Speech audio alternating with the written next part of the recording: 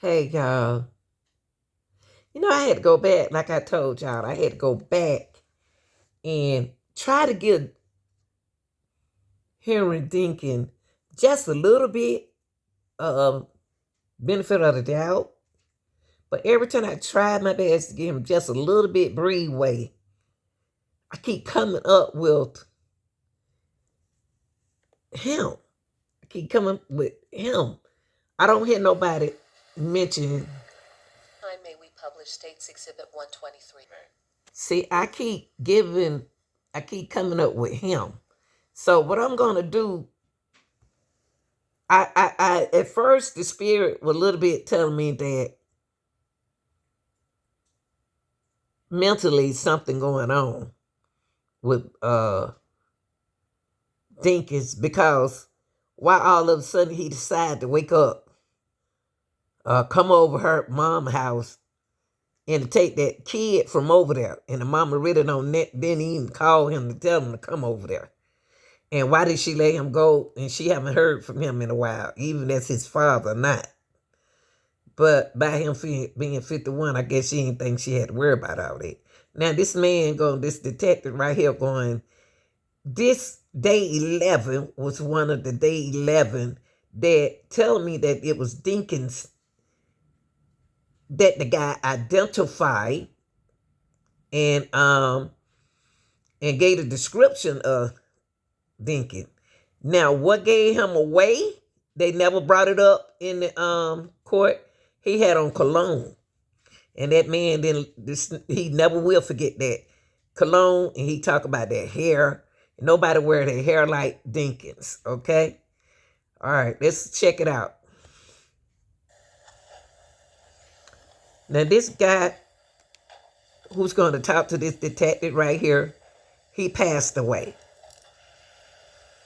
He the one helped a nice guy in the community that helped Dinkins out the ditch. And he wanted to know what Dinkins doing out there as well. And Dinkins offered him $100, for helping him, but he didn't take it. He a great citizen. He offered him $100. So did they check and see how much money Dinkins had on him that day? There's a lot of things they could have went by.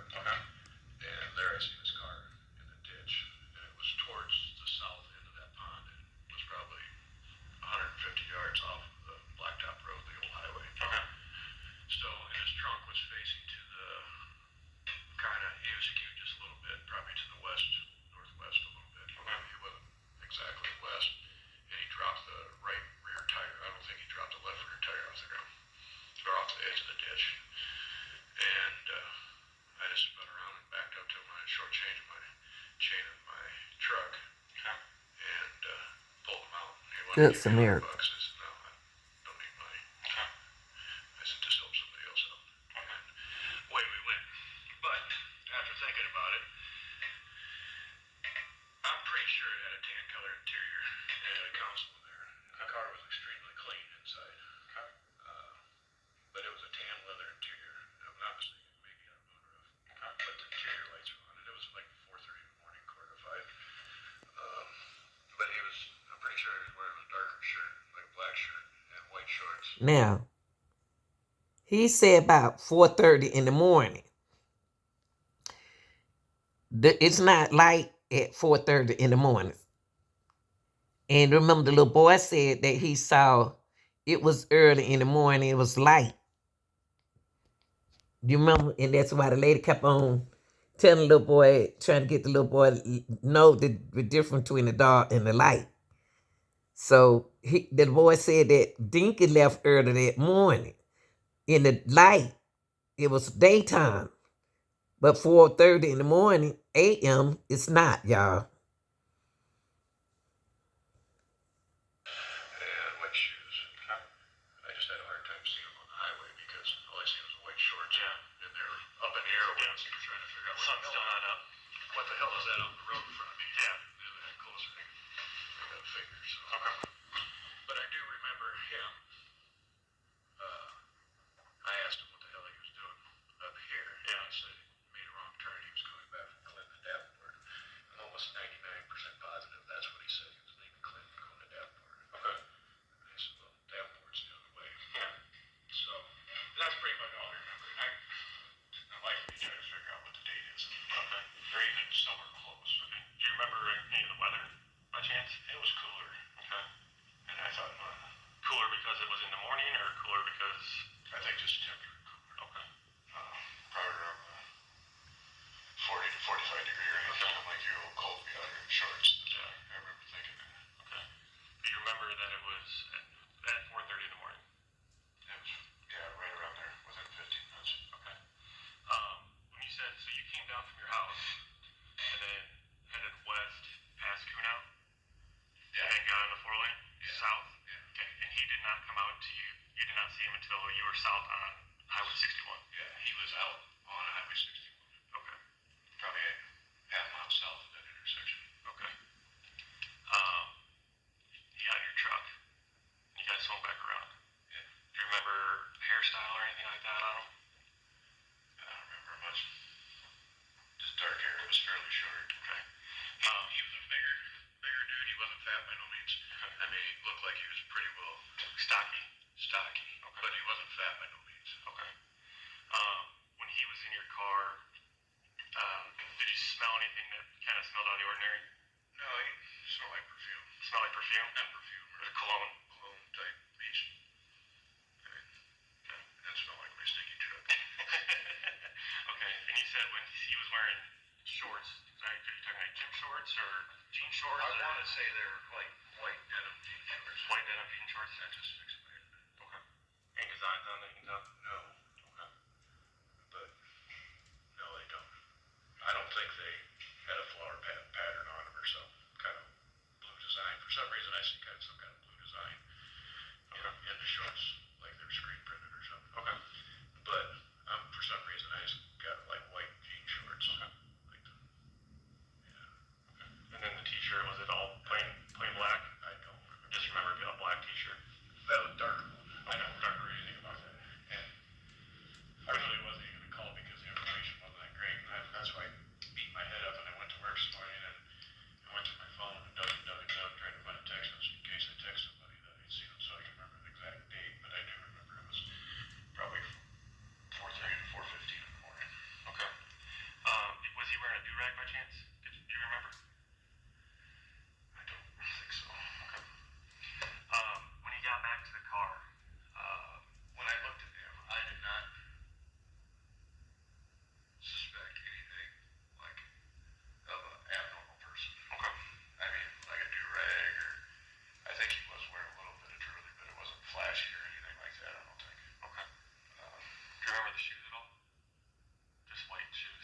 White shoes. Maybe white shoes. Nice. So before I get up, I make my coffee, I get dressed up. I was probably literally from the time I got up to there, 25 minutes. Okay. Still a little sleepy yet? Yeah. Okay. But I didn't know enough to kind of look around and stuff before I even bother to stop to see if there's anything else going on. Yeah. Yeah. I'm not going to stop in the middle of the road. No, absolutely. So after you picked him up and circled back around, did you take that first right when you turned onto that gravel road in front of Kunow? So did you go in front of Kunow or did you go swing back around Kunow? In front of Kunow. Okay, and then you took the left to come back around. Okay. And then you said the entrance to the pond. There's an entrance to the pond on the north side, I think. A little gravel entrance. Okay. It was probably 75 to 100 yards south of there. Okay. Okay. I drove by this morning and I'm like, yep, it was probably within 20 foot either direction. Right here is where he pulled them out. Okay. Because I remember there's two entrances. One looks like one where like side by side their ATVs go up, and the other looks like where a car would go down. And one of the car went down would probably be on the north side. Yeah. So he was on the one where the ATVs. No, he just dropped off the ditch, and I didn't look real close, but I walked around the side of his car, and I just seen the one tire was dropped off. Okay. And he had spun down into the gravel ways trying to get out. But I think that's why I seen the interior of the car. Okay. The color. And the interior, what color was the car? I'm almost positive it was maroon. Maroon. And the make and model? I'm pretty sure it was a maroon. I can guarantee it was an Impala. Okay, guarantee it's an Impala. I guarantee. Okay. For some reason there's a charcoal gray, but for some reason it's maroon. Okay. And when my buddy was asking me that, because I was over at his house last night, I said, you know what's weird about them putting that body up there or whatever? I said, last fall. I said, I can't remember the date. I said, I pulled a black man out of the ditch here in the morning, like 4:30 in the morning. He's like, well, what kind of car was it? At first I said Malibu. I'm like, no, it was an Impala. He says, what color was it? I said, it was maroon. I mean, I'm not even thinking about it. And I have not seen that flyer because I don't watch the news and I don't go around anywhere. So you didn't really know anything about what's been going on? I had no previous feeling of any of that stuff. You know, I heard about things. Possibly they were looking in the clear right after it first happened, and that's the only thing I heard. Okay. So that flyer that his wife sent me when he showed it to me, that was the first time I ever. First time you ever seen the car? Yeah. Oh, on printed or in the news? Yeah. Okay. Yeah. I had never seen that. Okay. Did you touch his car at all? You know, or did you? I probably could have. I hooked the chain up on the right front. On the right front tire? No, there's a little hole in the frame. Okay. Right in front of the motor control arm. Okay. I could real easily put my hand on the hood, and it probably would have been my right hand, and I reached underneath on the cradle. Okay.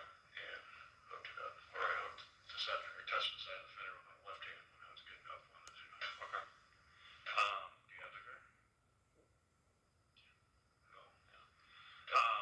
I would like just to walk by the right side of that car right now, and that would probably refresh so much of my memory. Yeah. There was no one else in the car, or was there someone else in the truck? No. Okay. And I don't think there was even anything on the seats or anything. There was a white aux cord for a phone plugged into the cigarette lighter, but that car was pretty much there. It was immaculately clean. Okay. Now, y'all remember, his son said that he told him to duck, bend down, so when nobody see him in the car. But his son did say a man helped him out the ditch. Okay, so really, the man wasn't even thinking about nobody being lost in the car. Okay, you ain't looking out in nobody's car. You just thinking about helping them. Did you ever open the door or anything like that to the car? No. No? Okay. He got it in the left side, obviously, when I pulled the brake in there. Yeah. Did you ask him if he had called anybody for any help or anything like that? No.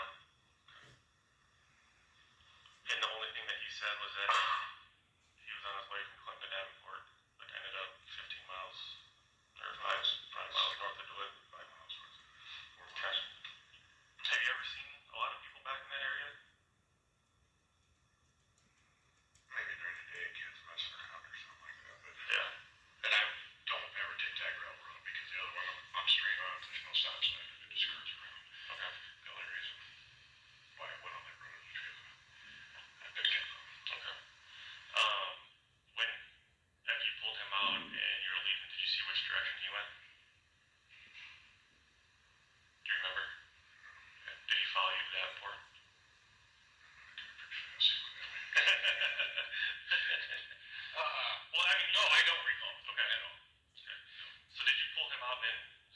would you have been heading north after you pulled them out, or were you heading back south on the gravel? Back south. South on the gravel? And I went past Vertical Hills and got back on the 4 lane again. Okay. And you didn't see...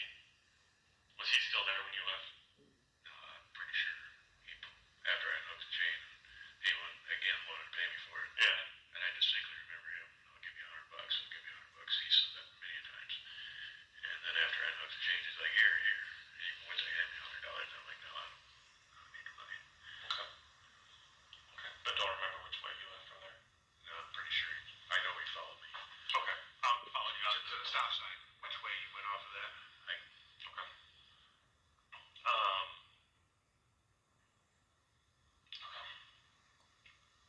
trying to think of anything else.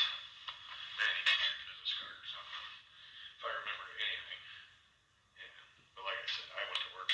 I told everybody I never had the guy on the road. Yeah. So you just here just jumped out right out in front of you? No, he was on the edge of the road. So he was definitely on the white line and maybe on foot. Yeah. Inside. Or no, over there. Okay. But he wanted me to stop. And he was acting completely normal? I mean, he seemed to be fairly well spoken. It didn't seem like much of slagging or anything like that. He was very appreciative. He didn't seem like he was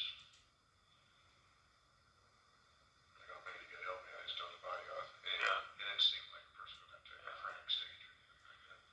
So the way his car was, he would have had to pull down around that tree and then was heading back out of that area. I think he might have pulled forward towards the tree on the east side of the road and went to back up. And he dropped his tire off, the right rear tire off on the west side of the road. Okay. Because if I'm not mistaken, he was skewed just a little bit. He wasn't quite perpendicular. So his trunk was facing the pond? He was facing west. Okay. So he would have been facing the pond? Yes. Okay. So he would have had him backed up into that area? Yeah. And then, okay, he was trying to... Maybe I'll look and see if the field drive there. So Wintertime there, the snowplows would have pushed the gravel over, but you would have seen his tire print on the side of the road where he pulled them out. Even now, if it hadn't been winter. Yeah. Because I'm sure he pulled into the side of the road. Yeah. When coming against the side of the road and popped up, you would have seen it. Okay. Okay. Was he dry? Were his clothes dry, or was he wet or anything like that? He was dry. He was dry? Okay. And just smelled of an abundance of cologne? No. Like somebody that was fairly neat, clean cap. He didn't seem like he was scuzzy, dirty, or anything like that. Do you remember she was being dirty at all or muddy at all or anything like that? I don't think so. Okay.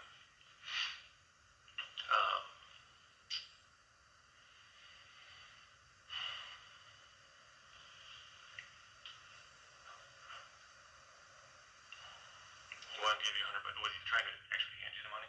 Oh, yeah. Yeah. Okay. If you were to see this guy again, would you be able to recognize him, pick him out? Well, I don't know. I only know the best way to do it. If you put 2 of them there, I'm not sure I can pick them out. And if you put 6 of them there, I don't know. If you put 2 guys side by side, I'm not sure. Okay. Probably I was thinking about that before you there. If you started to show me pictures, I think, real honestly, it'd be best to put 6 out first instead of 2. Yeah. Because, like I said, he wasn't fat. Seemed like he was very well built. And if you look at the picture, and I don't even want to look at the pictures because I don't want to corrupt my thoughts. Yeah, I wouldn't look at any pictures. Well,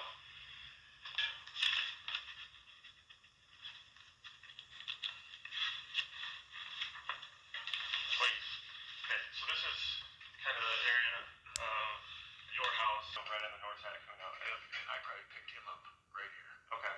And Oh, come on. that's where I picked him up, which was pretty much straight across the gravel. So he walked right across here to the 4 lane. And then I probably came down to here, turned around, went back in front of the canals, pulled him out. Okay. If I'm not mistaken, he was somewhere probably right in. Well, he's towards the south side of the trees. I don't think there was. I was right on the edge of the trees on the east side of the road. Probably 20 foot from that. Okay, so he wasn't near that entrance to Circle Drive at all. He was down the road further. He was down here. I went down here. I was pretty much straight even with the trees on the east side of the road.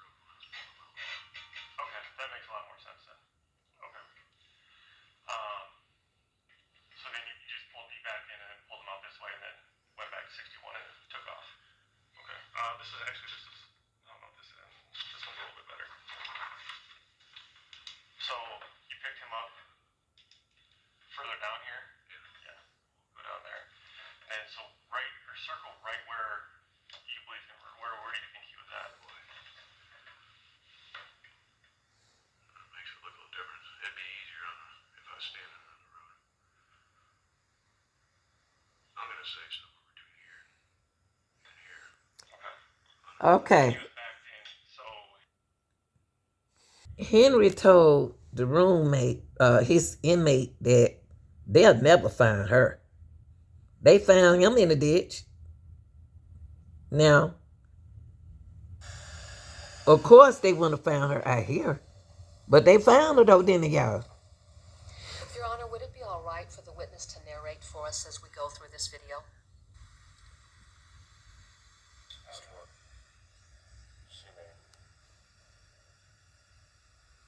Wow. So, in the back there, you can see the pond. And then the area where the remains are marked off with that yellow crime scene tape. And the embankment is on the right side of the screen. And the video is being taken from 270th Avenue.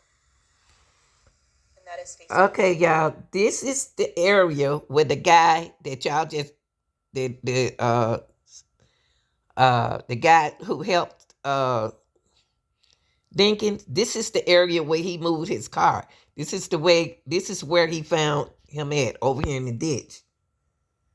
So this is putting Dinkins at the in the area. North. This is just a different perspective, starting facing to the south and moving, that would be facing straight west, and then moving towards the north more. And that is the embankment right there, in the dirt.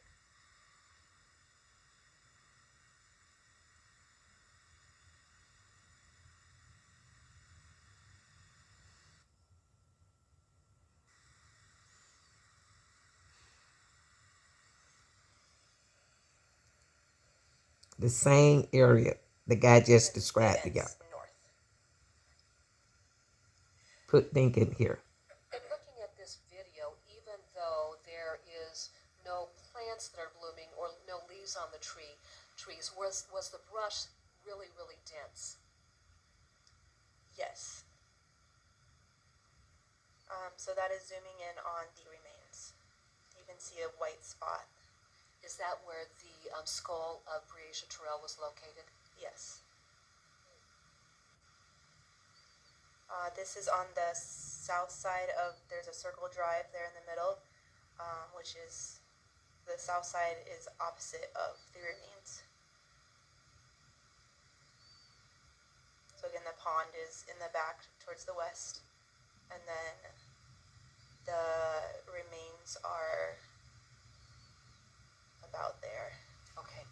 Again, can we see the skull? Yes. With the zooming in of the camera, is it focusing on the skull where it's laying on the ground? Yes. And then the camera is just moving further to the north, and it ends on the embankment there. He just seemed like they're like ain't nothing It happened. actually goes all the way back around. Okay, I wanted to show y'all this There are part. two access points that have been discussed. This particular access point, was that the shorter of the two access points down? Now, I just wanted to make this video right here to let y'all know on day 11 that the guy described the same area that where he put Dinkins at, over here in the ditch over here. So what I want to do is thoroughly go over these video, trying to put Dinkins there. So I am convinced that he was in that area because the guy just described him, okay? Tell me what y'all think. Like, share, and subscribe. I'm out.